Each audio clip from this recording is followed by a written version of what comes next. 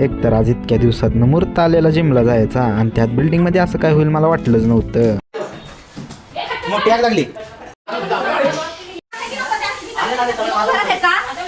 तर विषय असं झालता, 7व्या माळ्यावरती आग लागलेली होती. तर 7व्या माळ्यावरती एवढी भयंकर आग लागलेली होती की त्या आगीमुळे ट्यूबलाईटचा हा आश्रय झालता. पण ट्यूबलाईटला बघून मला एकदम असं आश्चर्यचकित वाटत होतं की एवढी मोठी आग लागून पण ट्यूबलाईट नेमकी जळत कशी होती. बनानेवाली भी क्या चीज बनाई आहे डायलॉग माझ्या डोक्यात फिरत होता.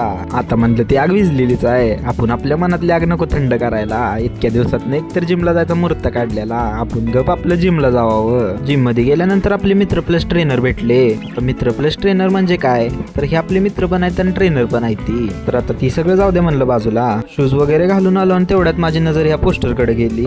त्या पोस्टर कडे बघून म्हणलं आपली कधी अशी बॉडी व्हायची.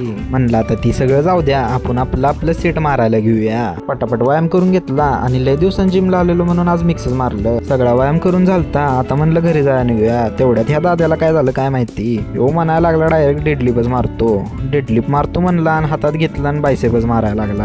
आता म्हणलं हे याला बायसेप मारू दे, ह्याच्यानं काय डेडलिप व्हायचे नाही. घरी येऊन बघते तर काय अजून ह्यांची त्याच्यावरच चर्चा चाललेली होती, कोणी नेमकी आग लावली असणार. आता म्हणलं ह्यांला चर्चा करत बसू दे, आपण आपलं जाऊन आपलं प्रोटीन इंटेक कम्प्लीट करूया आणि आजचा व्हिडिओ तो संपवतो.